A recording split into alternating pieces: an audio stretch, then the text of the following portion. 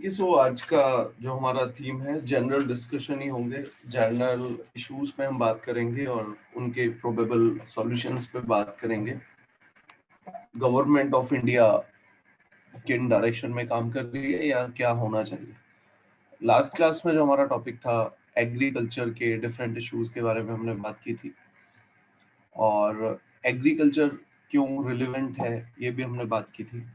उस क्लास से रिलेटेड अगर कुछ बच्चे पूछना चाहें या बताना चाहें, कोई डाउट हो आपका, या किसी आप कोई अपना पॉइंट ऐड करना चाहते हैं तो बता सकते हैं। तो आज कई सारे इश्यूज को हम डिस्कस करेंगे। सी, अभी इन क्लासेस को हमने किस तरीके से डिवाइड किया हुआ है, कुछ कॉमन इश्यूज हैं, कॉमन थीम्स हैं। अगेन मैं दोबारा पूछ रहा हूँ कि विंडो शेयर है ना? Yes, sir. ओके, सो कुछ कॉमन इश्यूज हैं लाइक आपका कॉमन इशू है like sustainable development. Climate change हो रहा है इतना, सभी लोग इसके बारे में बात कर रहे हैं, तो यू शुड नो अबाउट कि कैसे इंडिया सस्टेनेबल डेवलपमेंट अचीव करे, क्या इंडिया की स्टेप्स हैं सस्टेनेबल डेवलपमेंट को अचीव करने में। एंड यू विल फाइंड कि जितना भी गवर्नमेंट अभी सोलर एनर्जी की तरफ जा रही है, ये भी एक स्टेप है इसी डायरेक्शन में। एनर्जी इफिशिएंसी होम अप्लायंस की तरफ हम जा रहे हैं, 5 स्टार रेटिंग, ये भी इस डायरेक्शन में एक स्टेप है। रिन्यूएबल एनर्जीज को हम बढ़ाते हैं, तो गवर्नमेंट ऑफ इंडिया भी बहुत सारी स्टेप्स ले रही है। तो एक थीम आपका सस्टेनेबल डेवलपमेंट हो गया। दूसरा थीम आपका होगा पॉवर्टी एंड इनइक्वालिटी। ये भी बड़ा दूसरा कॉमन स्ट्रॉन्ग थीम है।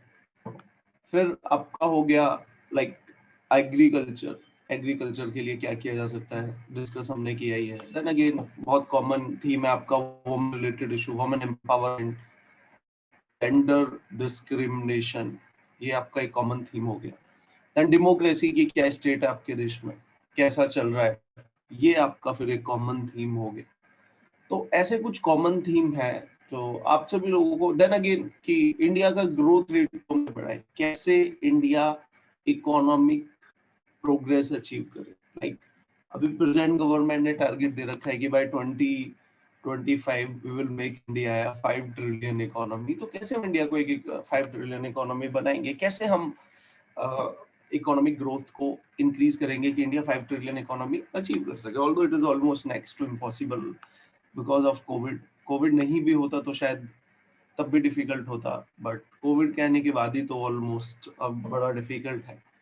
डिफिकल्ट है कि 2025 तक नहीं होगा। Yes, one day India will be a 5 trillion economy, irrespective of the fact कि हु इज इन पावर या हु इज इन अपोजिशन, कभी तो होंगे ही। अब 25 में नहीं होंगे, 28 में होंगे, 30 में होंगे। तो इकोनॉमिक ग्रोथ। दूसरा आपका एम्प्लॉयमेंट का आ जाता है, एम्प्लॉयमेंट हम कैसे जनरेट करें, जॉब्स कैसे जनरेट करें। तो ये बड़े कॉमन थीम है। इन थीमों पे तो आपके पास बताने के लिए होना ही चाहिए कि क्या किया जाना चाहिए, गवर्नमेंट ऑफ इंडिया अभी क्या कर रही है और आप क्या सजेस्ट करते हैं।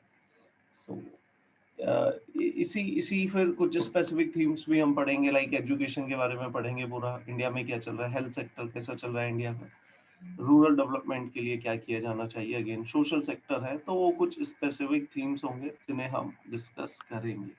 तो ये अभी आज कुछ जनरल टॉपिक हैं जिन्हें हम डिस्कशन करने जा रहे हैं। आप में से कुछ लोग अगर कुछ पूछना चाहें तो बताइए, अदरवाइज हम फिर स्टार्ट करते हैं। कोई बच्चा कोई पूछना है, बताना चाहता है?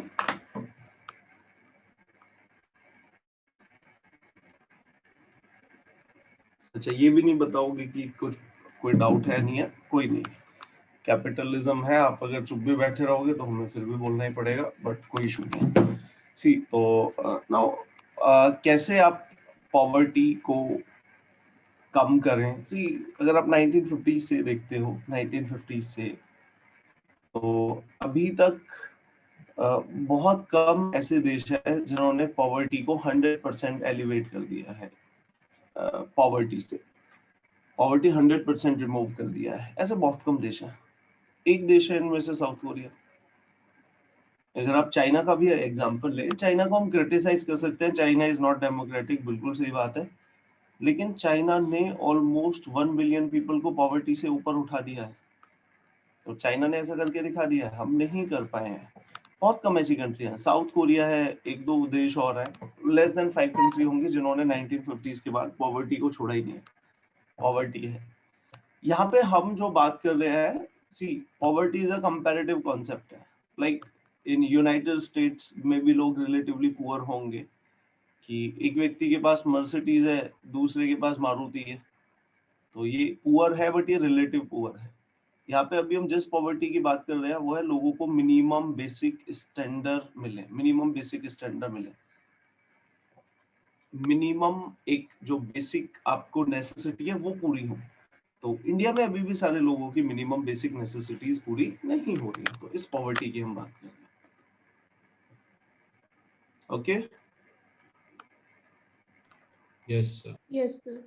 ठीक है, तो अब क्या किया जा सकता है, क्या गवर्नमेंट करे, यहाँ पे सारी चीजें मेंशन है, इसमें भी आप इसका स्क्रीनशॉट ले लेना है, बाद में ले लेना है, ये डॉक्यूमेंट तो मैं भेज भी दूंगा ग्रुप में मैं भेज दूंगा, चलो ऐसे ही, और 10-12 और है। नाउ कैसे हम पॉवर्टी को दूर करें। अब इसमें एक बड़ी डिबेट ये भी है यहाँ पे, ये एक बहुत बड़ी डिबेट चली थी इकोनॉमिक थिंक टैंक में। दो स्कूल ऑफ थॉट थे, एक था एक का मिस्टर भागवती, ये बोल रहे हैं कि आप ग्रोथ के रेट को बढ़ाओ, ग्रोथ का जो रेट है वो इंक्रीज होना चाहिए, इकोनॉमिक ग्रोथ का रेट।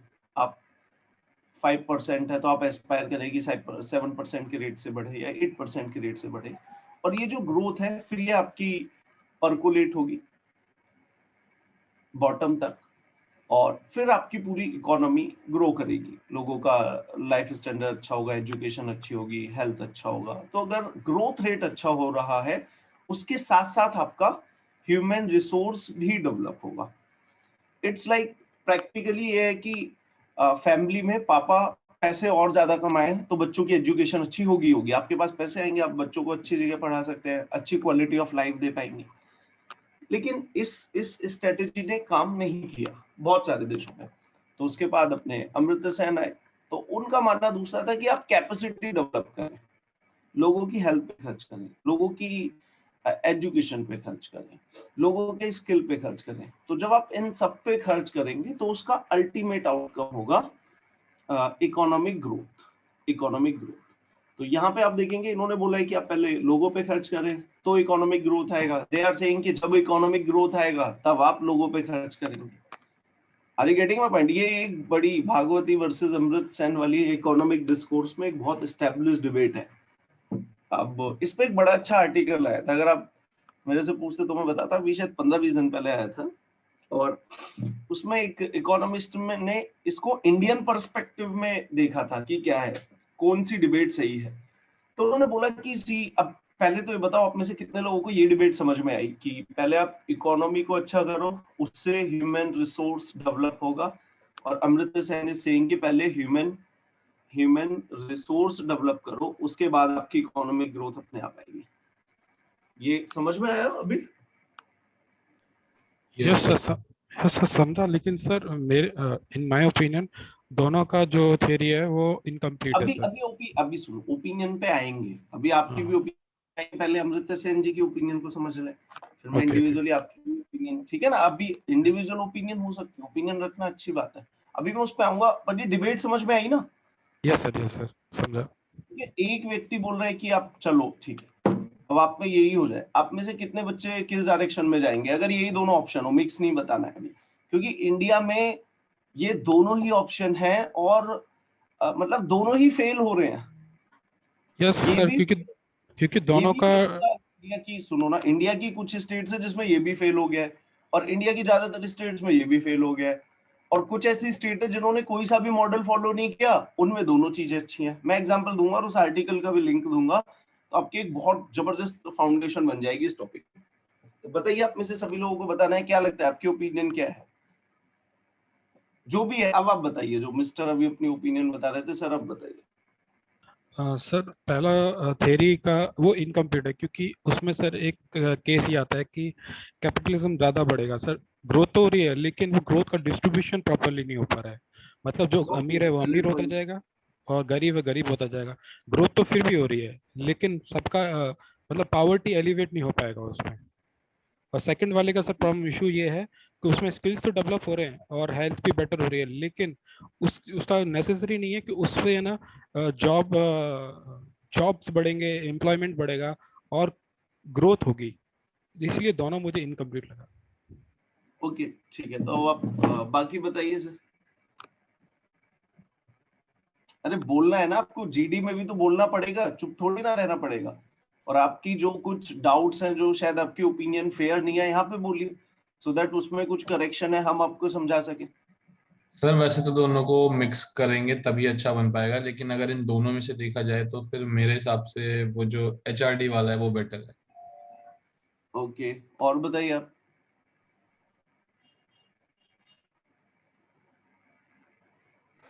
सर सेकंड वाला। पहले ह्यूमन रिसोर्स पे डेवलप करना है, तब वो होगा। यस सर, पहले skills, health and education and उसके बाद इकोनॉमिक ग्रोथ। और बताइए बाकी। यस सर, मुझे भी यही लगता है, सेकंड ऑप्शन दोनों कंपैरिजन में ज्यादा सही है।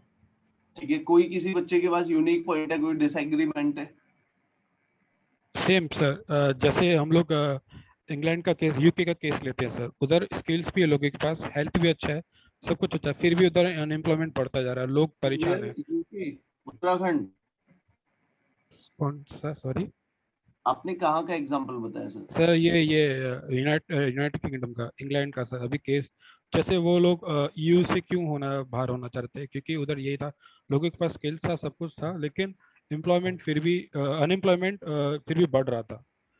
ऐसा उन लोगों का दैट्स अ डिफरेंट डिबेट कि वो नॉलेज बेस्ड इकोनॉमी में चले गए, वहाँ पे हाँ एम्प्लॉयमेंट हमेशा कम ही होगा। सर, क्योंकि आएंगे जरूर सेकंड, उस पे। क्योंकि सर सेकंड थ्योरी यही बोलता है ना, स्किल्स को इनहेंस करो तो आपका ग्रोथ होगा, तो मैं उसी का मतलब अपना आर्गुमेंट सपोर्ट करने के लिए वो मैंने एक और ठीक, आर्गुमेंट दिया। और बताइए बाकी कोई। ओके, तो बाकी सारे पॉइंट्स आ गए जी, अब मैं आपको बताता हूँ। देखिए क्या देखा गया है यहाँ पे, ये जो भी चीजें है ना वो, मतलब अभी मैं आपको उस आर्टिकल का लिंक दूंगा, ना दूंगा तो एक बार मेरे से आप ग्रुप में पूछ लेना, वो बहुत जरूरी है, आपकी बहुत सारे एम्फेसिस को वो बढ़ाएगा, मतलब बहुत सारे एरिया पे आपको स्ट्रॉन्ग करेगा ना। तो देखिए कंक्लूजन क्या है, अल्टीमेटली कंक्लूजन यही है कि see in short term it is possible कि आपका इकोनॉमिक ग्रोथ अच्छा हो relative to your human resource development. Short term में ऐसा हो सकता है कि आप स्टिल आप अच्छी अर्निंग कर रहे हो और आपके देश का ह्यूमन रिसोर्स डेवलपमेंट अच्छा ना हो, but in long term for a sustain long term growth rate you need human resource development। तो बट शॉर्ट टर्म में आपको इनकंसिस्टेंसी मिल सकती है कि आपका ह्यूमन रिसोर्स इतना अच्छा ना हो, स्टिल आपका इकोनॉमिक ग्रोथ अच्छा हो। तो अब मैं उसी आर्टिकल का रेफरेंस आपको दे रहा हूँ, उसने क्या बोला किसी, अगर आप हमारे देश की top performing economic performing states देखेंगे, states like Karnataka, states like Maharashtra, states like Gujarat, तो आप इन तीनों को बड़ी अच्छी इकोनॉमिक परफॉर्मेंस में, ये सारी टॉप की स्टेट्स हैं, बट यू विल फाइंड कि all these states are rank low in human resource development. Human resource development के आप जितने भी इंडिकेटर देखोगे वहां पे इतने अच्छे नहीं है, हेल्थ के अगर आप पैरामीटर्स देखोगे इतने अच्छे नहीं है, जेंडर डिस्क्रिमिनेशन आप देखोगे इतना अच्छा नहीं है, बट स्टिल इकोनॉमिक ग्रोथ यहाँ पे है। और दूसरी साइड हमारे देश में आपको ऐसी भी स्टेट्स मिलेंगी, लाइक आपका एक तो क्लासिक एग्जांपल केरला ही आता है। केरला को अगर आप देखेंगे और अगर आप कुछ नॉर्थ ईस्ट की भी स्टेट्स को देखेंगे, यू विल फाइंड कि ह्यूमन रिसोर्स डेवलपमेंट वहाँ पे बहुत अच्छा है, बट स्टिल वहाँ पे इकोनॉमिक ग्रोथ इतना नहीं है। तो इंडिया में फिर उन्होंने बोला कि सी, बट यहाँ पे एक स्टेट है तमिलनाडु, और तमिलनाडु को अगर आप देखते हैं तो यू विल फाइंड कि यहाँ पे स्ट्रॉन्ग इकोनॉमिक ग्रोथ है और स्ट्रॉन्ग यहाँ पे ह्यूमन रिसोर्स डेवलपमेंट है, सोशल इंडिकेटर्स में भी ये रिलेटिवली अच्छा परफॉर्म कर रही है। और उसके पीछे फिर वो तमिलनाडु के पीछे फिर वो आर्ग्यूमेंट लेके आते हैं क्या क्या है, तो ये सेइंग कि किसी भी देश की इकोनॉमिक पॉलिसी को आप उस देश की पॉलिटिक्स से एक्सक्लूड नहीं कर सकते। तो तमिलनाडु में ऐसी ही पॉलिटिक्स रही है जो पॉपुलिज्म को सपोर्ट करती है, सोशल स्पेंडिंग को सपोर्ट करती है। तो इसका इफेक्ट ये हुआ कि वहां की पॉलिटिक्स की वजह से इकोनॉमिक ग्रोथ तो हुआ ही, लेकिन सोशल सेक्टर पे स्टेट्स का काफी ध्यान रखा। बाकी अगर आप हमारी स्टेट्स में आ जाते हो तो वहां पे आप गरीब लोगों के लिए क्या कर रहे हो, कितना आप हेल्थ पे खर्चा कर रहे हो, कितना आप इन सारी चीजों पे खर्चा कर रहे हो, वो इलेक्शंस में अभी भी इतना आपको नहीं दिखता है। अगर आप तमिलनाडु का एग्जांपल लो तो आप 2000s में भी देख सकते हैं कि वहां पे हेल्थ को लेके, एजुकेशन को लेके, आप बैकवर्ड सेक्शन के लिए क्या कर रहे हैं, उनको इनकम सपोर्ट दे रहे हैं नहीं, तो यहाँ पे पॉलिटिकली अच्छा खासा मोबिलाइजेशन हो जाता था। तो यहाँ पे अल्टीमेटली वो पॉलिटिकल मोबिलाइजेशन की बात कर रहा है, जो बिल्कुल सही बात है। तो या इन स्टेट्स में अगर आप देखोगे पॉलिटिकल मोबिलाइजेशन रिलीजन के नाम पे, कास्ट के नाम पे, बाकी सारी चीजों पे तो पॉलिटिकल मोबिलाइजेशन हो जाता है, लेकिन when it comes to serving the people, और आप जितना जो बॉटम ऑफ द सोसाइटी पे लोग हैं उनको सर्व करने के मुद्दों को लेके आप पॉलिटिकल मोबिलाइजेशन नहीं कर पाते हैं। तो इस पॉलिटिकल मोबिलाइजेशन शब्द को याद रखना। तो जब तक हमारे देश में इलेक्शंस में भी लोग मोबिलाइज नहीं करेंगे तो कहीं ना कहीं गवर्नमेंट के ऊपर भी प्रेशर नहीं आता है।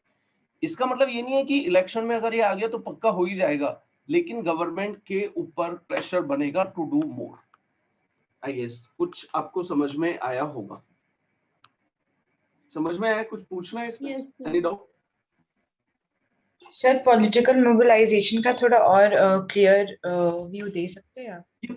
सी पॉलिटिकल मोबिलाइजेशन का मतलब ये एक मेन स्ट्रीम मुद्दा बने। आपने देखा है अभी दिल्ली में पॉल्यूशन हो रहा है, अगली बार जब इलेक्शन हो लोग ये बोले कि भाई क्लीन एयर भी चाहिए मैनिफेस्टो में, क्लीन वाटर चाहिए, ये सारी चीजें मेन मुद्दा बने। तो अभी आप इलेक्शंस में देखिए, आप बंगाल में देखिए क्या मुद्दा चल रहा है, सभी पार्टी का मैनिफेस्टेशन देखिए। तो यहाँ पे मेन मुद्दा बनना चाहिए कि गरीब लोगों के लिए आप क्या कर रहे हैं, पर्सन विद डिसेबिलिटी के लिए आप क्या कर रहे हैं, ये मेन स्ट्रीम मुद्दा होना चाहिए। तमिल पॉलिटिक्स में ये कंपैरेटिवली बहुत स्ट्रॉन्ग मेन मुद्दा है, और इसी वजह से वहां पे आप देखोगे तो गवर्नमेंट की सोशल सेक्टर पे पॉलिसीज थोड़ी सी अच्छी है। Okay, yes. ठीक है, तो अब चलते हैं ये कैसे हम इसको अचीव करेंगे। सी अब ये सारी चीजें पता है मेनली देखो, आप भी लोगों, ऐसा नहीं है कि आप पॉवर्टी के बारे में पहली बार सुन रहे हो, आपने भी अच्छे कॉलेज से ग्रेजुएशन किया, कुछ लोगों का अपना जॉब का भी एक्सपीरियंस है। तो यहाँ पे इस क्लास का जो मोटिव ये है कि आप कुछ बता पाए और एक स्ट्रक्चर वे में बता पाए और कंप्लीट होलिस्टिकली आप बता पाए। आपसे चाहे इंटरव्यू में पूछा जाए या आपको कुछ लिखना पड़े या आपको कहीं ग्रुप डिस्कशंस में बताएं, तो आप पूरी पिक्चर को समझे और आप एक होलिस्टिक वे में पूरी बात को बताएं। तो अब यहाँ पे हम कैसे पॉवर्टी को दूर करेंगे उसको ही मैंने यहाँ पे डिस्कस किया हुआ है। तो एक है आपका कि आ गया बस।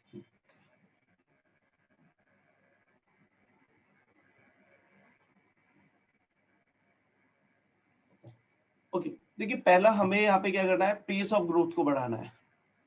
अब पेस ऑफ ग्रोथ से मेरा मतलब है कि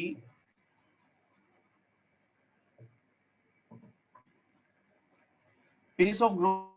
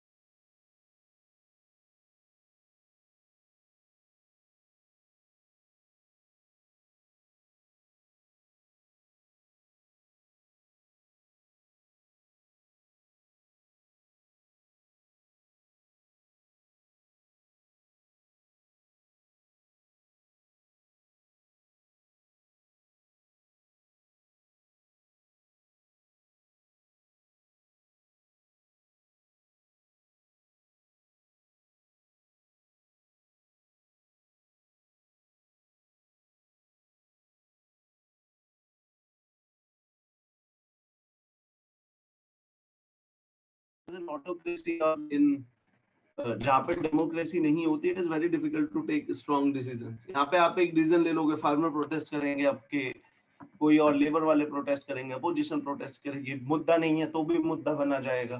तो it's very difficult to take decisions in a democratic setup. That's why normally we have seen that कि एक कंट्री अगर डेमोक्रेटिक सेटअप है तो ग्रोथ रेट थोड़ा स्लो होता है। डेफिनेटली उसके भी अपने पॉजिटिव और नेगेटिव है। ग्रोथ रेट स्लो होता है बट कंसेंसस से होता है, लोग खुश होते हैं उससे। अब चाइना में सस्टेन कर पाएगा या नहीं अभी वो बात की डिटेल है, बट अगेन तो यहाँ पे sustained high rate of growth चाहिए कम से कम अगली 2 डेकेड के लिए। अब उससे क्या फायदा होगा, एक तो वेल पेड जॉब्स भी जनरेट होंगी, वेजेस आपके इंक्रीज होंगे, प्रोडक्टिविटी आपकी इंक्रीज होगी। अब जब आपकी ज्यादा आपके पास साइज होगा तो गवर्नमेंट की कैपेसिटी इंक्रीज होगी to invest on education, health, skill, R and D पे गवर्नमेंट ज्यादा खर्च कर पाए। अब सब बोलते हैं कि देखिए एक डेवलपिंग कंट्री के पास ऐसी कंट्री है कि ये मानिए कि सभी लोगों को शिकायत रहती है और सारी चीजों की कमियां आपको पूरी करनी होती है। में भी कम है, एजुकेशन में भी कम है, रोड भी नहीं बने हुए, सिक्योरिटी भी नहीं है, डिफेंस में भी खर्च करना है। आपके पास पाई ऑफ द केक बहुत कम होता है, बहुत सारे लोगों को आपको पैसिफाई करना होता है। तो यहाँ पे बहुत सारी आपकी कॉन्फ्लिक्टिंग और कॉन्ट्राडिक्टिंग डिमांड्स होती है और आपको इन थोड़े से में से ही सबका काम चलाना पड़ता है। अब डिफेंस पे ज्यादा खर्च कर दिया, हेल्थ पे नहीं बचता, हेल्थ पे खर्च कर दिया, एजुकेशन पे नहीं बचता। तो हमेशा डेवलपिंग कंट्री में एक ये चैलेंज होता ही है कि आपके पास लिमिटेड रिसोर्स होते हैं। तो यहाँ पे क्या है ना, कुछ बच्चे हर एक में, ठीक है, ये कॉमन बोलने के लिए बहुत अच्छा पॉइंट है कि फाइनेंस की कमी है, बट इट इज कॉमन। गरीबों के पास फाइनेंस की कमी होती है।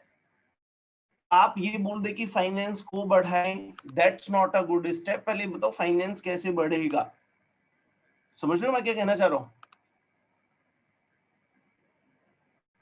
सर आपकी स्क्रीन शेयर नहीं है या फिर मुझे नहीं दिख रही? Very good. तो ये 5 मिनट पहले बता देना, थोड़ी देर की। अब आप इतने सारे, किसी ने नहीं बोला, मेरे को लगा आप दिख रही होगी, मेरे को प्रॉब्लम होगी, मैंने दोबारा स्टार्ट किया सर, अभी तो ठीक है। बताना मैंने भी ट्राई किया जो था भी बट है मुझे बच्चे, लगा सारा मेरा ही कुछ इंटरनेट भी इशू आ रहा है, आप बताइए। तो आवाज भी नहीं आ रही थी पहले तो। ओके, स्क्रीन शेयर मैंने कर दिया, लोग शेयर।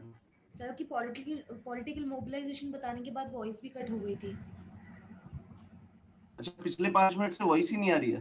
सर बाद में आ गई थी। जब आपने ये स्टार्ट किया था तो आप इधर से लेफ्ट हो गए थे, फिर शायद हाँ। आवाज। अच्छा, मुझे नहीं पता चला। सी मे बी इंटरनेट कनेक्शन होगा। सी अब ये दिख पा रहा है आपको?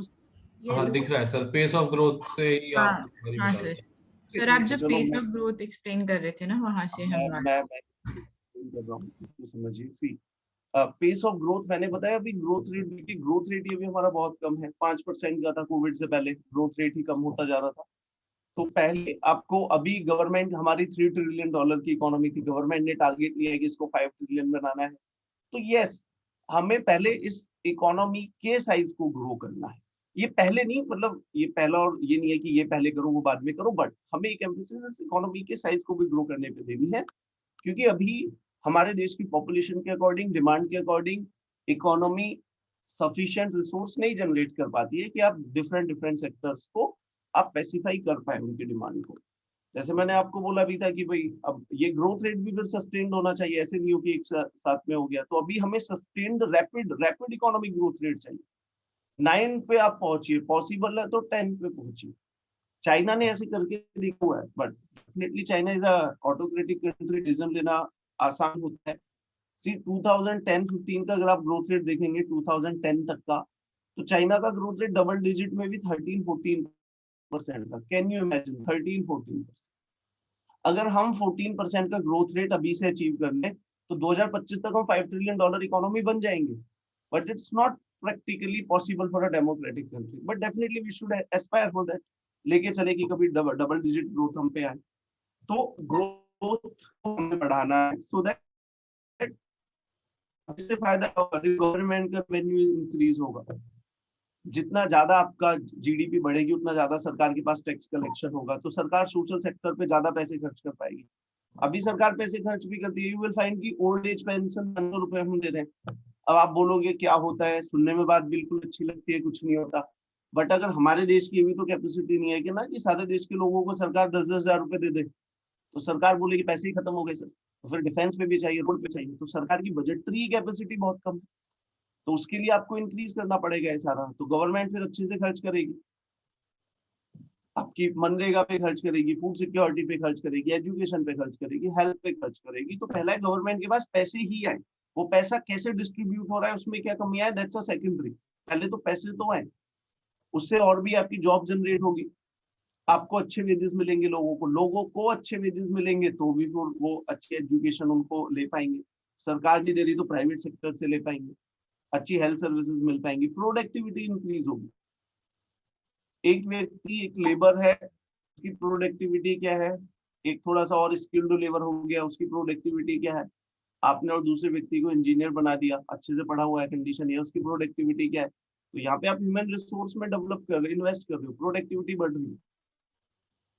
Compared to a average person is America is more efficient than a average person in India. तो यहाँ पे हमें लोगों की भी प्रोडक्टिविटी बढ़ानी है, और उससे भी क्या होगा, लोगों के पास भी आएगा तो उनका भी एजुकेशन, हेल्थ और यहाँ पे खर्च होगा, ज्यादा होगा। तो पहला तो ये स्पेस ऑफ ग्रोथ को हम बढ़ाएंगे, कैसे बढ़ाएंगे, डेफिनेटली रिफॉर्म करेंगे, एग्रीकल्चर में रिफॉर्म करेंगे, लेबर हम रिफॉर्म करेंगे, अच्छी इलेक्ट्रिसिटी हम लोगों को देंगे, ट्रांसपोर्टेशन हम अच्छा देंगे, एफिशिएंट देंगे, लॉजिस्टिक सेक्टर हम अच्छा देंगे, पढ़ाऊंगा मैं ये, मतलब आएगा ये अभी उसको, ये अपने आप में एक बड़ा है कि ग्रोथ को कैसे बढ़ाएं। तो ये वाली डायमेंशन क्लियर हो गई आपकी, एक डायमेंशन थी pace of growth. Yes sir. तो क्लियर है, अब इसलिए हाँ या ना बोलते रहा करो, 5 मिनट के बाद में पता चलता है कि मतलब आप सभी लोग कोई कनेक्टेड ही नहीं। ये क्लियर है? Yes sir, clear. Yes sir. Okay, अब दूसरा क्या है, आप पैटर्न ऑफ ग्रोथ भी देखना है। अब ये आ जाता है इंक्लूसिव वाला कि आप ग्रोथ तो कर रहे हो, लेकिन वो ग्रोथ कितनी इंक्लूसिव है।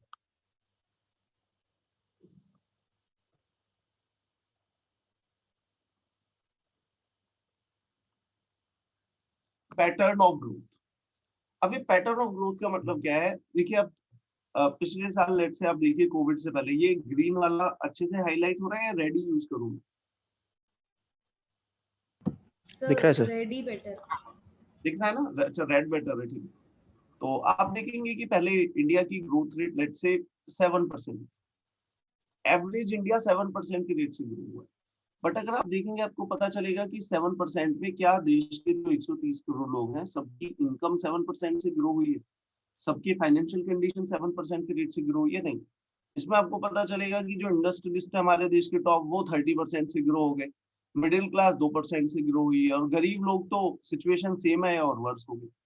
तो ये जो ग्रोथ का पैटर्न भी है वो कैसा जा रहा है, अभी उस साइड मैंने बात करी थी कि ग्रोथ ज्यादा हो, 7 से हो रही है तो 9 पे ले जाओ, 9 से हो रही है तो 11 12 हायर एस्पायर करो।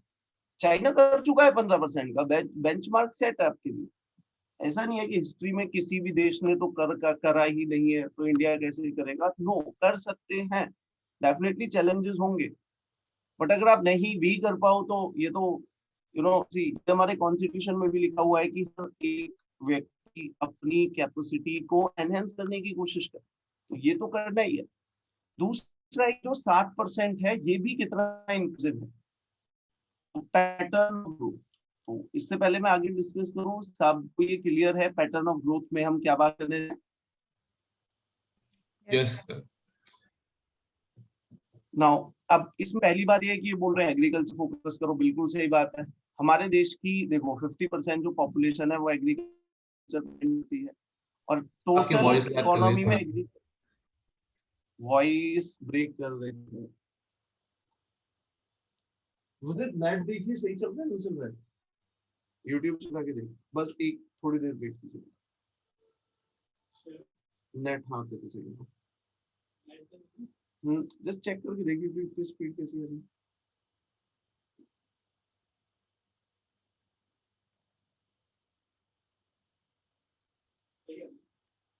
ओके, सो नेट में कोई इशू नहीं है, मे बी कुछ और होगा। सुन पा रहे हैं?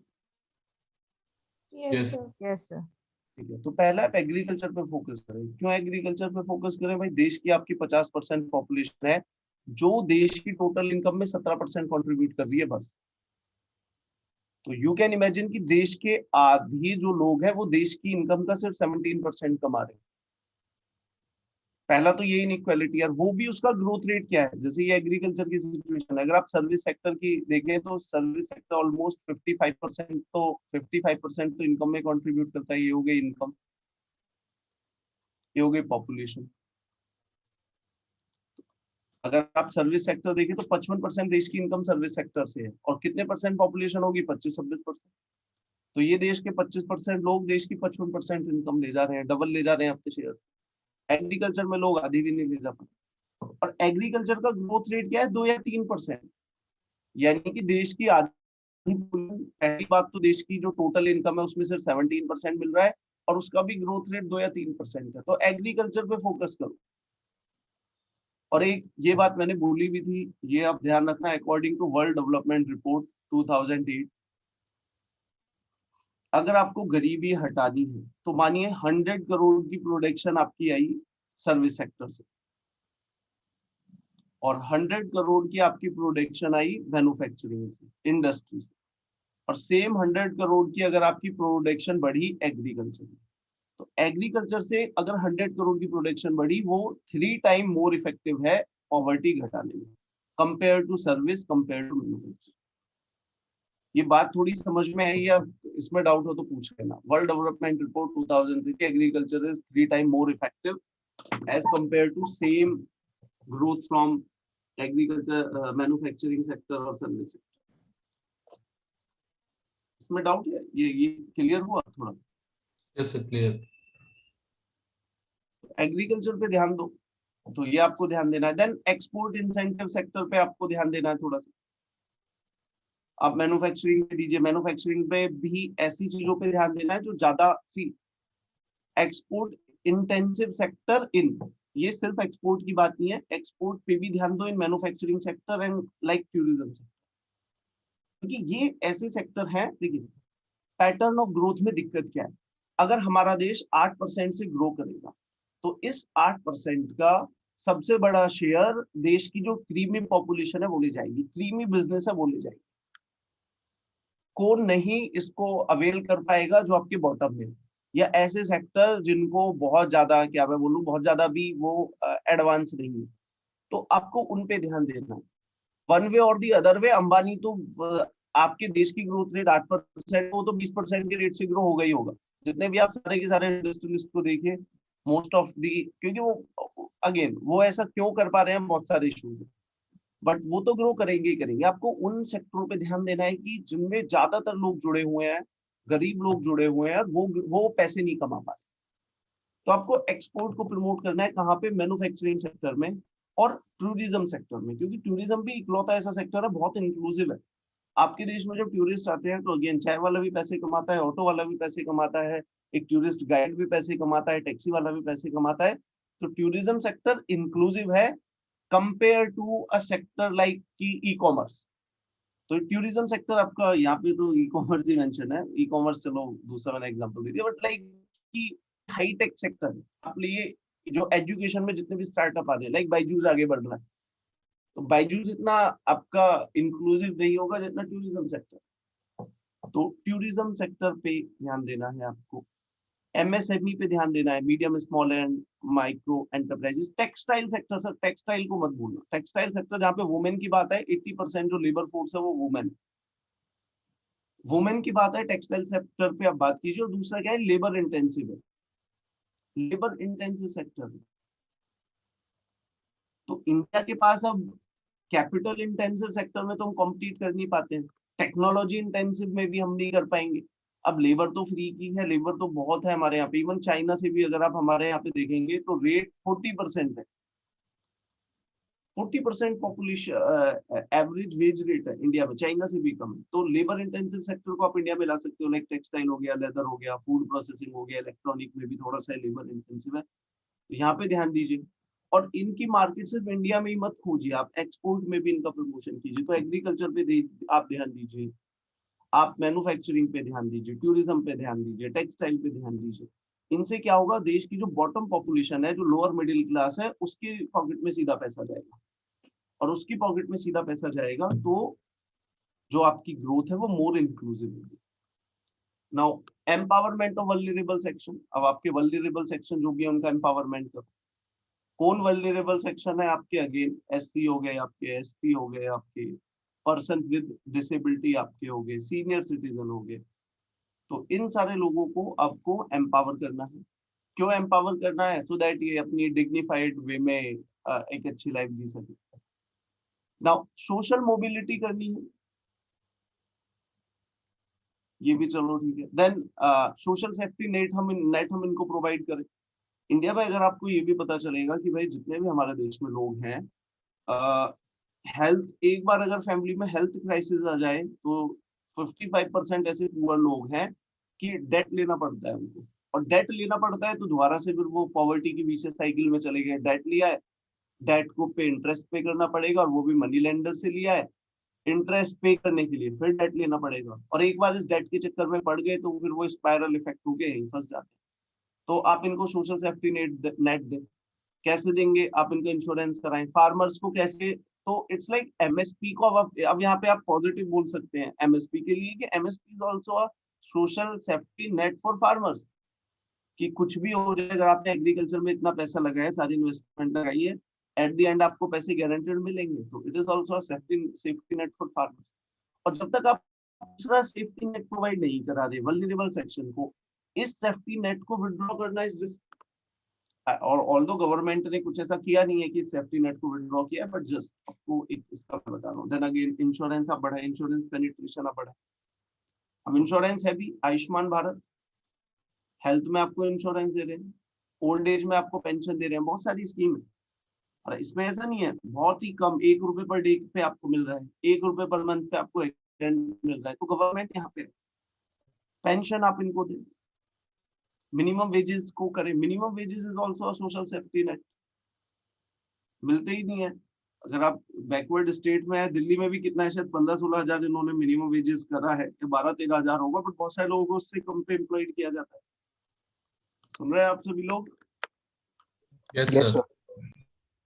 मतलब लग रहा है ना समझ में कि कुछ समझ रहे हैं, पहले नहीं पढ़ा होगा या कंसोलिडेट में नहीं पढ़ा होगा। तो ये सारी सी, इसमें जितनी भी एक डायमेंशन है, ये जितनी भी एक डायमेंशन है, ये अपने आप में बड़े ब्रॉड टॉपिक है। गवर्नमेंट इंश्योरेंस पेनिट्रेशन के लिए भी बहुत सारी चीजें कर रही है। तो इंश्योरेंस पेनिट्रेशन से भी होगा, आयुष है, 5 लाख रुपए तक का आपको हेल्थ बेनिफिट मिल रहा है। नाउ आपने बहुत सारे ऐसे एग्जांपल देखे होंगे, कभी बात भी करना। कैन यू इमेजिन, गरीब व्यक्ति को, रिक्शे वाला है, उसको अगर कोई हार्ट की 2 लाख रुपए की सर्जरी करानी पड़ गई, या कोई स्टोन की सर्जरी करानी पड़ गई 30,000 रुपए की, कहाँ से वो कराएगा? लोन ले लेगा। वैसे इकोनॉमिक कंडीशन नहीं है, तो ये आपको एक सेफ्टी नेट भी देना है कि भाई ठीक है, लाइफ में प्रिडिक्टेबिलिटी बनी रहे, और अगर कुछ ऐसी सिचुएशन आती है तो वो मैनेज करता है। चाइल्ड प्रोटेक्शन, ठीक है। अभी अगेन वुमेन लेड डेवलपमेंट होना चाहिए। वुमेन को आप एम्पावर करो। अगेन गांधी जी ने बोला था कि अगर आप एक मेल को एम्पावर करते हो, एक इंडिविजुअल को एम्पावर करते हो, एक वुमेन को एम्पावर करते हो, आप एक पूरी फैमिली को एम्पावर करते हो। ठीक, आप हमारे देश में, मैं आपको एक चीज बता रहा हूँ, आप किसी भी, जितने भी ये चाइल्ड का माल न्यूट्रिशन है, उसको तब तक आप दूर नहीं कर सकते जब तक आप वुमेन को अच्छे तरीके से एम्पावर करो। ये बात समझ में आई किसी को? Yes, sir, आई। ठीक है ना? और ये उस वे में समझ में नहीं आई होगी। सी, एक एम्पावर वुमेन है तो डेफिनेटली वो ये भी ध्यान रखेगी कि बच्चे की, यहाँ पे हम ये बात नहीं कर रहे कि बच्चे की केयर होगी या नहीं, कब प्रेगनेंसी में आना है वो डिसीजन भी खुद ले पाएगी। तो हमारे देश में वुमेन एम्पावर नहीं है। वन ऑफ द रीजन की बच्चों की हेल्थ इतनी पुअर क्यों है, क्योंकि प्रेगनेंसी के टाइम में जो फीमेल का है उसका वेट जितना गेन होना चाहिए इंडिया में एवरेज, वो भी बहुत कम कंपेयर टू यूएस। तो कई बार ऐसा भी होता है कि प्रेगनेंसी में आना या नहीं आना ये फीमेल का डिसीजन नहीं होता, क्योंकि फीमेल एम्पावर नहीं है। गवर्नमेंट बहुत प्रमोट कर रही है फैमिली प्लानिंग करो, हम दो हमारे दो, नहीं हो पा रहा है, वुमेन एम्पावर नहीं है। ये देखा गया है जहाँ पे वुमेन एम्पावरमेंट होता है, इस तरीके के डिसीजन बहुत इफेक्टिवली लिए जाते हैं। तो हेल्थी होना ये सिर्फ आपके बर्थ के बाद की बात नहीं है, आपका जब बर्थ भी हो रहा है उस टाइम पे भी जो डिसीजन है वो कितना इंक्लूसिव है, कितना अच्छे तरीके से वो डिसीजन दिया जा रहा है, that's also very critical part. तो ये भी वुमेन लेड डेवलपमेंट होना चाहिए। अगेन रीजनल डिस्पैरिटी आपको कम करनी है। इंडिया में अगर आप देखते हो तो, अगर मैंने यहाँ पे इंडिया का मैप बनाया हुआ है, कुछ ऐसे रीजन है जहाँ पे लाइक अब ये आप देखें, ये सारा अच्छा डेवलप इलाका है, गुजरात का, महाराष्ट्र का, देन आपका गोवा, कर्नाटका, इकोनॉमिकली तमिलनाडु, आंध्रा, दिल्ली, हरियाणा, बस बाकी सारा इतना डेवलप नहीं है। तो there is a regional disparity, तो वो भी आपको दूर करनी है।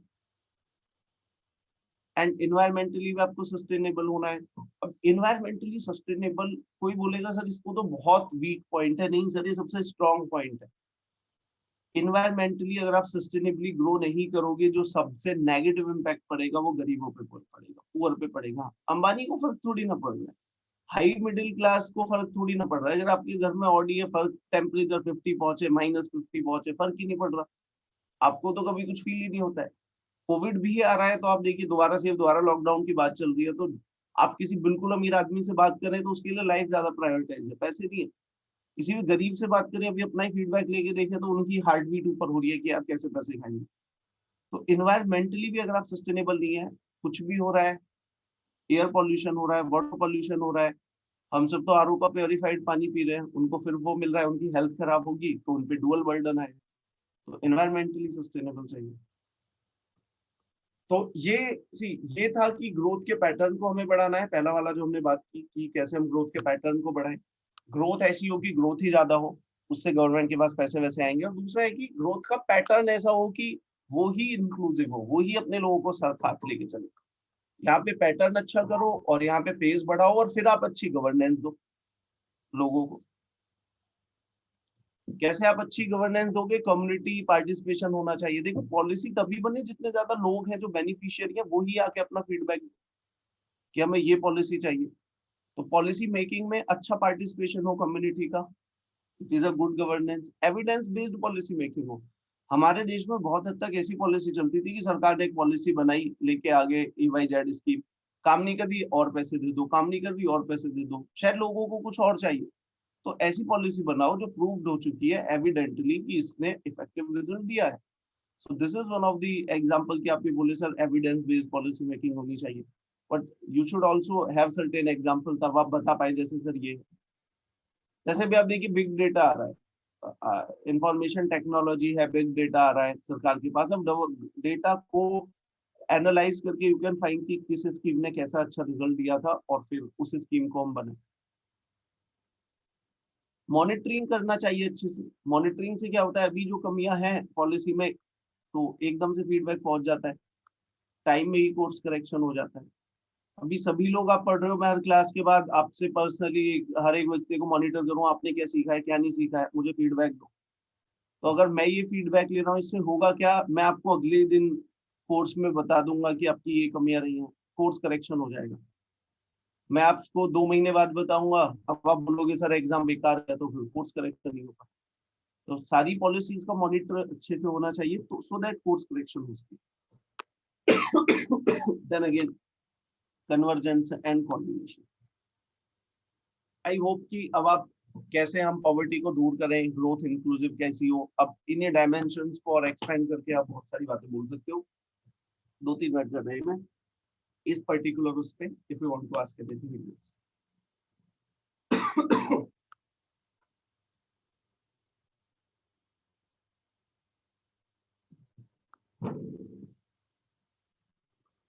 बताइए।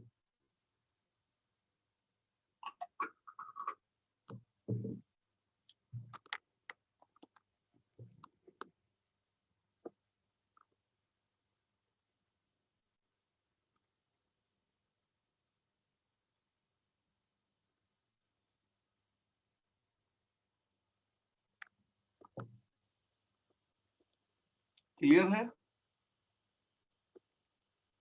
Hello sir yes sir. अब कुछ भी नहीं आ रहा है, अब आपका डेस्कटॉप आ रहा है।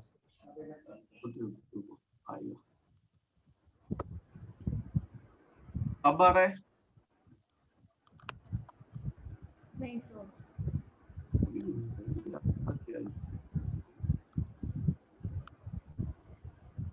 यस सर, अब शेयर्ड आ गया सर, ठीक है। सब वापस चला गया वैसे। हो गया। अब आ गया I guess. No sir. 2 minute wait कीजिए, आई गेस आ जाएगा।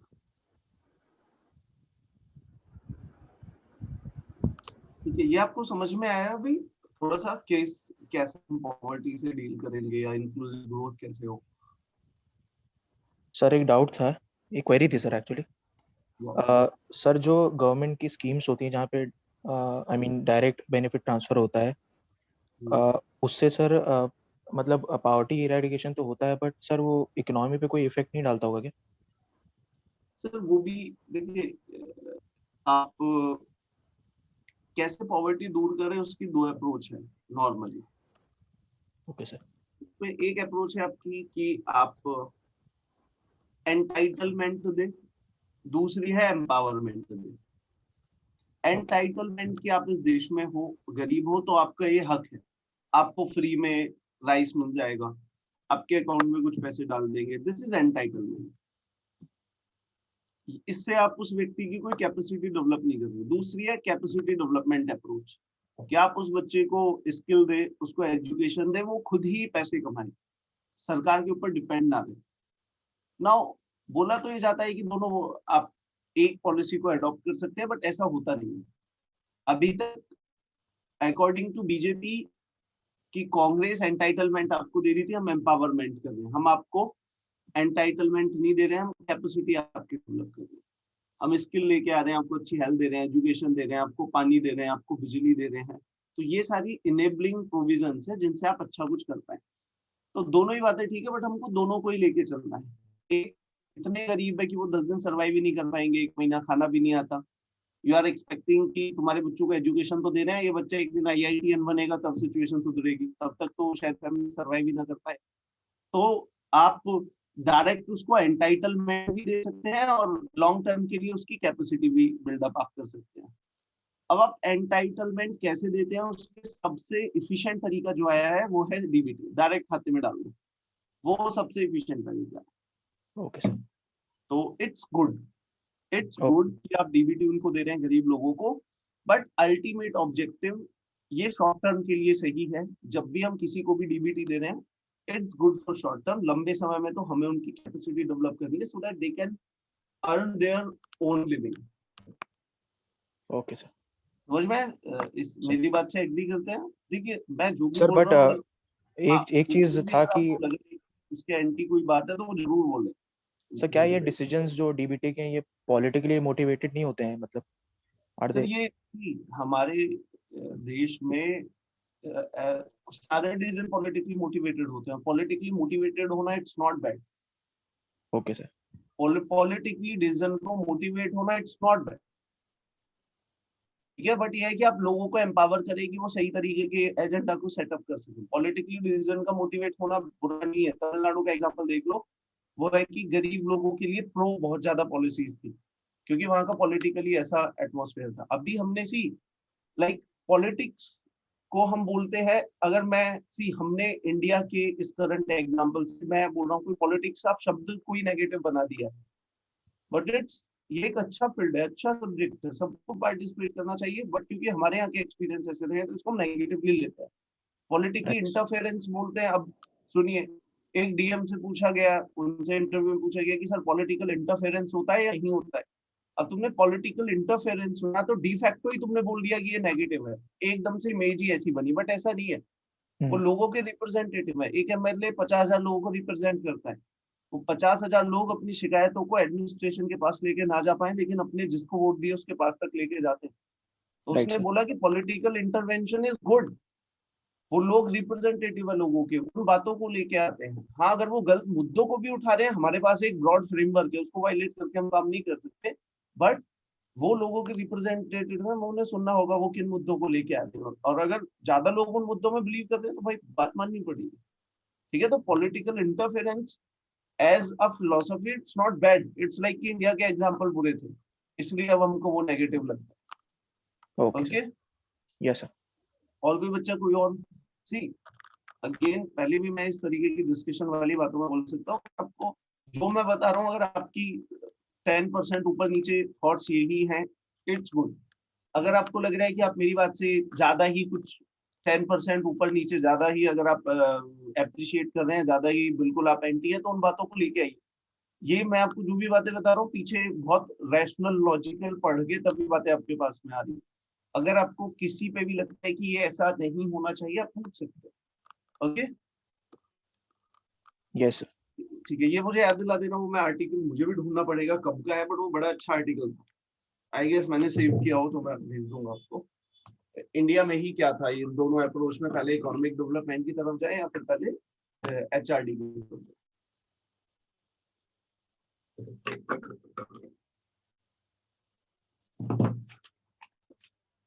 अब मैं आपको यहाँ पे कुछ छोटे छोटे इश्यूज बता रहा हूँ और उनमें जो रिकमेंडेशन है, ये एक नीति आयोग, आप सभी लोगों ने नीति आयोग के बारे में सुना है? Yes sir. हाँ, तो ये नीति आयोग की रिकमेंडेशन वाले पेपर हैं। नीति आयोग ने अलग अलग लगभग 50-60 मुद्दों पे बहुत सारी अपनी ओपिनियन रखी थी क्या होना चाहिए। तो नीति आयोग ने जो जो बोला है वो मैं आपको यहाँ पे बता रहा हूँ कि नीति आयोग ने इस मुद्दे पे क्या बोला है। ठीक है, यस सर। वो यहाँ पे देखता है। ये तो ये एज पर नीति आयोग है, मेरा इसमें कुछ इनपुट नहीं है। नीति आयोग ने जो बोला है वो मैं आपको बता रहा हूँ। आप डेफिनेटली इससे तो एग्री करेंगे, नीति आयोग से डिसएग्री करने, ये सारी ऐसी बातें जो आप कोट कर सकते हैं अपनी आर्ग्यूमेंट में एज पर NITI Aayog. Now how to increase growth. अभी मैंने बात की थी हमारा करंट ग्रोथ रेट 5% है कोविड से पहले, कैसे उसको 7 पे लेके जाएं, कैसे उसको 8 पे लेके जाएं, कैसे उसको how to increase growth rate. क्योंकि फंडामेंटली तो पैसा ही है, अगर पैसा ही आपके देश के पास नहीं है, इनकम ही नहीं है, तो बाकी सारे सेक्टर में भी आप इतना अच्छे से काम नहीं कर पाएंगे। तो पहले तो आपको यही देखना है how to increase growth rate. तो यहाँ पे पहला इन्होंने बोला है कि आपको इन्वेस्टमेंट को इंक्रीज करना है, you have to increase investment. ये वही वाली बात है, नॉर्मली हम बोल देते हैं कि भाई पैसा कमाने के लिए और पैसा चाहिए, तो यही वो बोल रहे हैं अगर आप ग्रोथ को बढ़ाना चाहते हैं यू नीड इन्वेस्टमेंट। नाउ अब इन्वेस्टमेंट कैसे बढ़ाएं, तो इन्होंने बोला है पहला आप क्या काम कीजिए, आप बढ़ाइए increase tax to GDP ratio.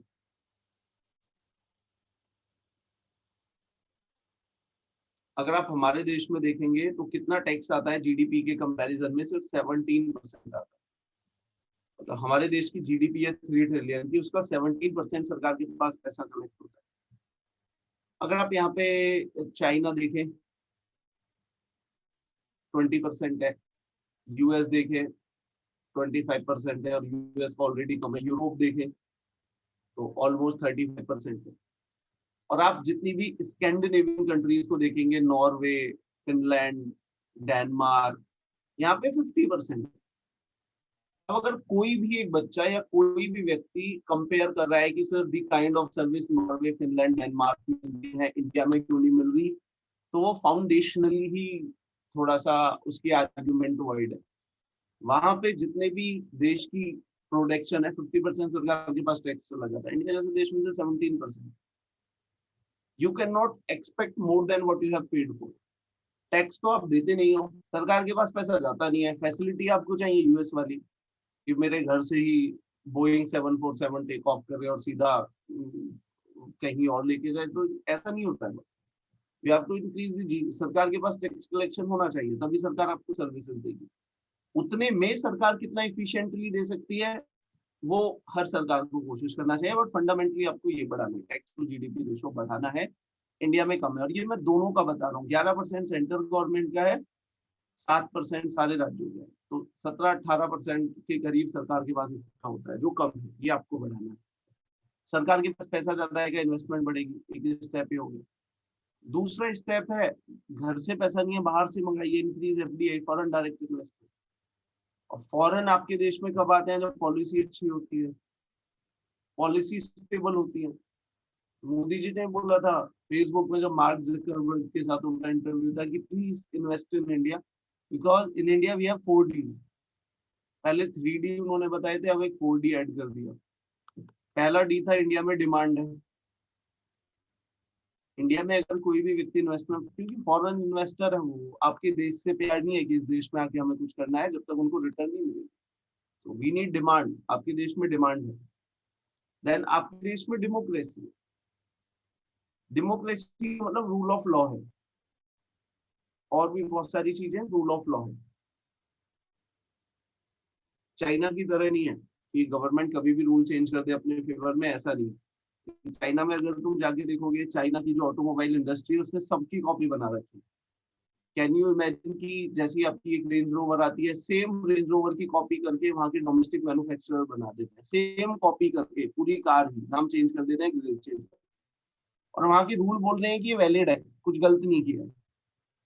US में आपको मैं बता दूं, महिंद्रा की जो थार आती है वो बॉक्सर के नाम से बिकती है, और उसमें महिंद्रा वालों ने सिर्फ ग्रिल उनकी जीप कंपनी से मैच हो गई, ग्रिल, ओनली ग्रिल। यूएस की कोर्ट ने बैन कर दिया, आप इसको नहीं बेच सकते। तो फेयर प्ले नहीं है। तो हम बोलते हैं कि भैया हमारे देश में डेमोक्रेसी है, फेयर प्ले होगा, आइए हमारे देश में। और तीसरा डी उन्होंने बोला था हमारे देश में डिमांड हो गया, डेमोग्राफी है। डेमोग्राफी का मतलब है, ये तो किसी भी आर्ग्यूमेंट में आप कोट कर देना है। हमारे देश की एवरेज एज 29 ईयर, चाइना की है 38, यूएस की है 45, और जितने भी डेवलप कंट्री हैं, जापान, यूके, वहां पे है 50 प्लस। तो हमारा देश यूथ पॉपुलेशन बहुत है। यूथ पॉपुलेशन का मतलब होता है किसी देश में अगर यूथ की पॉपुलेशन ज्यादा है, इसका मतलब वर्किंग लोग ज्यादा है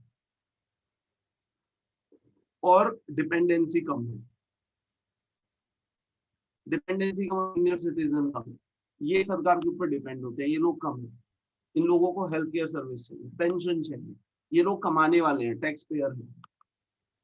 यूथ है, again youth out of box होता है, आउट ऑफ बॉक्स होता है, एनर्जी होती है, चैलेंज करता है स्टेटस को, इनोवेशन ज्यादा होता है। तो ये सारी चीजें, हालांकि एज का और इनोवेशन का मेनली कोई साइंटिफिक थ्योरीज में कोई कोरिलेशन नहीं है, बट यस कोरिलेशन है। यूथ एज में आप ज्यादा रिस्क ले लेते हो, 50, 30, 40, 50, जैसे जैसे एज बढ़ती जाएगी आपकी रिस्क टेकिंग कैपेसिटी कम होती जाएगी। और भी उन्होंने कुछ बोला था, अभी मैं रिकॉल नहीं कर पा रहा हूँ, देख लेना। तो फॉरेन इन्वेस्टमेंट बढ़ाइए, पैसा आना चाहिए, टैक्स बढ़ाओ, फॉरेन इन्वेस्टमेंट बढ़ाओ। उसके बाद इन्होंने बोला हमारे देश का जो प्राइवेट सेक्टर है आप उसे इंक्लूड कीजिए, प्राइवेट सेक्टर को, प्राइवेट सेक्टर अच्छे से इन्वेस्टमेंट करिए, डिसइन्वेस्टमेंट आप कीजिए।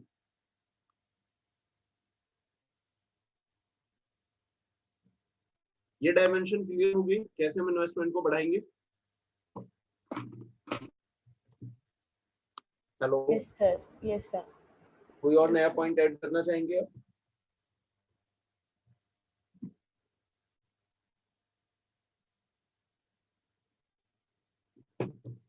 ओके, तो ग्रोथ को कैसे बढ़ाएं, तो सब इन्वेस्टमेंट को आप बढ़ाएंगे।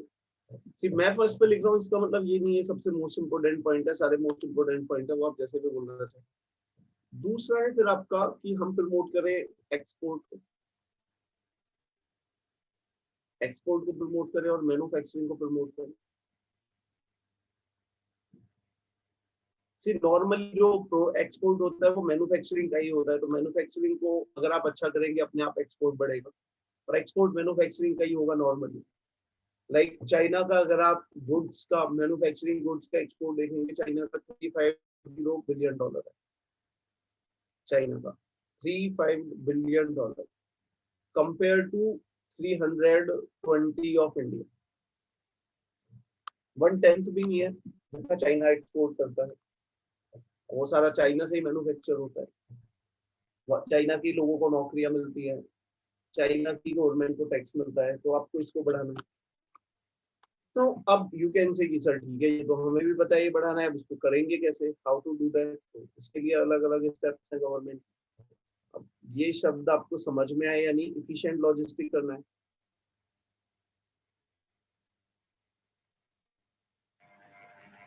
ये बात मैं पहले भी, अगर आप पुराने स्टूडेंट हैं तो ये बात मैं पहले भी कई बार समझा चुका हूँ कि 2010 में अगर आप देखेंगे, दो क्वेश्चन हमेशा क्लास में मैंने बताए हुए हैं कि 2010 में चाइनीज मोबाइल मैन्युफैक्चरर्स की आप क्वालिटी देखना, जो उस टाइम पे फोन आते थे वो 2 कैमरे 4 बैटरी वाले, याद है किसी को?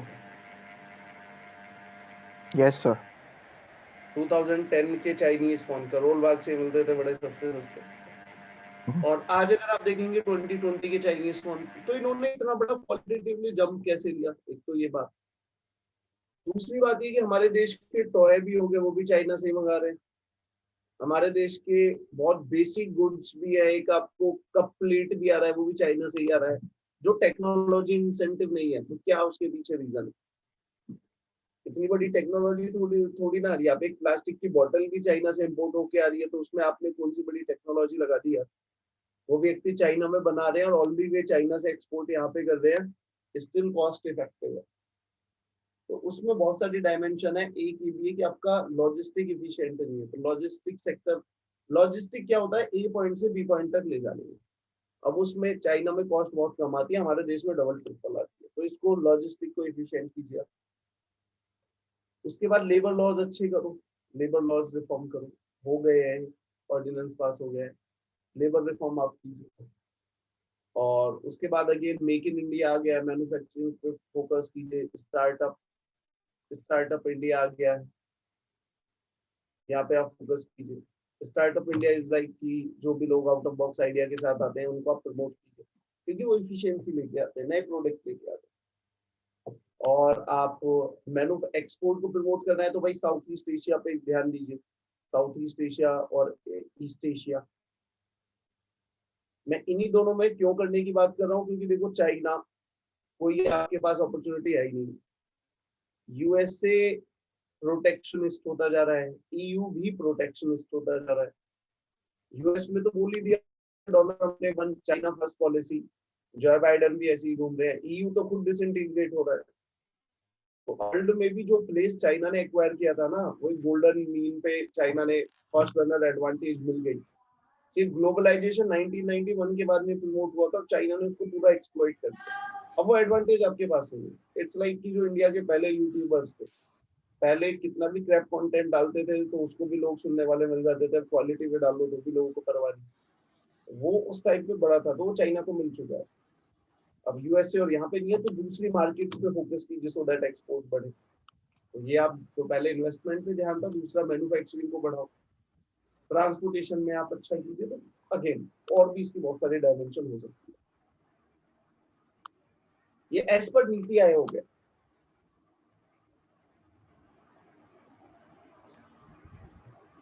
देन अगेन इन्होंने ये भी बोला था, फिर बहुत सारी कॉमन चीजें, लोगों का स्किल बढ़ाइए, आप स्किल डेवलपमेंट कीजिए, करना ही पड़ेगा। हेल्थ पे इन्वेस्ट कीजिए, स्किल डेवलपमेंट, हेल्थ पे आप फोकस कीजिए। ठीक है, नॉर्मल है। एजुकेशन पे कीजिए, R&D पे कीजिए। अच्छा, इन्होंने एक और यहाँ पे चीज बोला था, फाइनेंशियली भी इन्होंने बोला था कि आप एनपीए ठीक कीजिए। एनपीए को अगर आप कम करेंगे, जो बैंकों की नॉन परफॉर्मिंग एसेट है, ये एनपीए क्या होता है कि बैंक ने किसी व्यक्ति को लोन दिया और वो पैसा वापस नहीं दे रहा, तो बैंकों की कंडीशन खराब हो जाती है। और जब बैंकों की कंडीशन खराब हो जाती है, बैंक आगे लैंड नहीं कर पाते, बैंक दोबारा लैंड नहीं कर पाएंगे। और बैंक दोबारा लैंड नहीं कर पाएगा तो फिर इशू है, आपके देश में लोगों को फाइनेंस नहीं मिलेगा। इसलिए बैंकिंग सिस्टम किसी भी देश का बहुत स्ट्रांग होना चाहिए, सो दैट वो इकोनॉमी को पुश करा सके, इकोनॉमी के साथ साथ ग्रो कर सके। बैंकिंग सेक्टर में भी दूसरा रिफॉर्म है, government sector banks, government banks, इनको आप रिफॉर्म कीजिए, इनकी गवर्नेंस को रिफॉर्म कीजिए। क्योंकि हमारे देश में 70% जितना भी क्रेडिट निकलता है वो सरकारी बैंकों से निकलता है। सरकारी बैंक अगर में गवर्नेंस अच्छी नहीं होगी तो आप क्रेडिट मेरिट के बेस पे नहीं देंगे, आप कनेक्शन के बेस पे देंगे। और जब मेरिट के बेस पे नहीं देंगे तो बिजनेस कॉम्प्रोमाइज होंगे। फिर तो यही है कि विजय माल्या का तो मिल जाएगा, लेकिन एक कोई बच्चा अच्छा आइडिया लेके घूम रहा है, थोड़ी बहुत कैपिटल भी है, एसेट भी है, उसको पैसा नहीं मिलेगा। तो इनकी गवर्नेंस आपको अच्छी करनी है। और शायद अगर हमारे देश में 70% क्रेडिट इनसे नहीं आता तो इतना मैटर भी नहीं करता, क्योंकि हमारे देश में आज भी मेजर ये प्लेयर्स हैं, तो ये मैटर करता है। ठीक है, hello, Yes, sir. Yes, sir. अब आप पूछिए, लास्ट के 10 मिनट आपके हैं, अगर आप कुछ भी पूछना चाहें तो। सर ये आपने जो डी बताया था उसमें 4th D क्या था? सर ये 4th D मैंने नहीं बताया था, एक्चुअली उन्होंने 3D बोला था, फिर 4D कर दिया, और वो 4D वाला उन्होंने मुझे याद नहीं है, तो अभी मैं बता, ये कुछ डिसीजन मेकिंग से रिलेटेड था, मैं बता दूंगा, गूगल कर लेना, मिल जाएगा। Okay sir.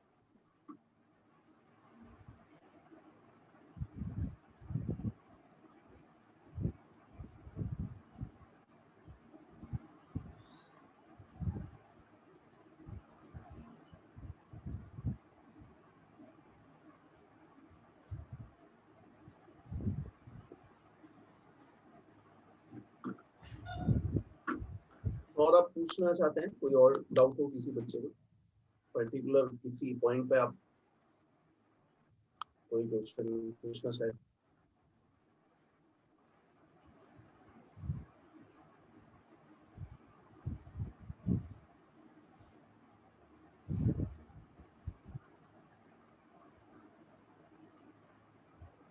मैं सुन नहीं पा रहा हूँ, अगर कुछ बच्चे बोल रहे हैं तो वॉइस मेरे पास नहीं आ रही। नहीं सर, कोई कुछ बोल ही नहीं रहा। अच्छा नहीं, वो एक माइक ऊपर नीचे हुआ था ग्रीन वाला, that's why voice.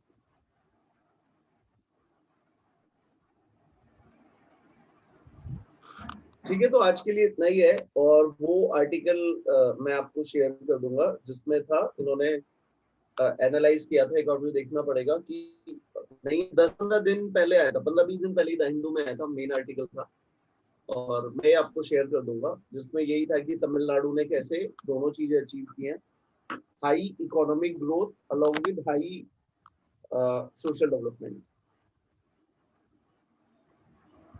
Okay sir sir आप एक बार फार्म लॉस के ऊपर क्लास रख सकते हैं क्या, अगर आपने, क्योंकि मैंने कुछ दिन पहले ही ज्वाइन किया है, तो सर उसमें क्वेश्चंस एक्सपेक्टेड हैं इंटरव्यू में। ठीक है, फार्म्स लॉ पे मैं एक क्लास रख दूंगा, नेक्स्ट वाले में फार्म्स लॉ भी हम डिस्कस कर लेंगे, क्या है। Thank you sir.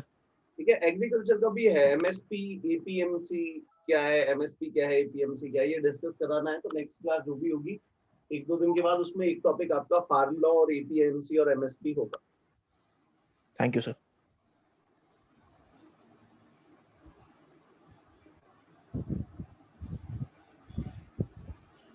ठीक है, तो मुझे लगता है आज के लिए इतना काफी है, मिलते हैं आपसे नेक्स्ट क्लास में, और 2-3 कुछ मेन इश्यूज को लेकर फिर डिस्कस करते हैं। ठीक है, thank you sir. Thank you sir. Okay, thank you very much.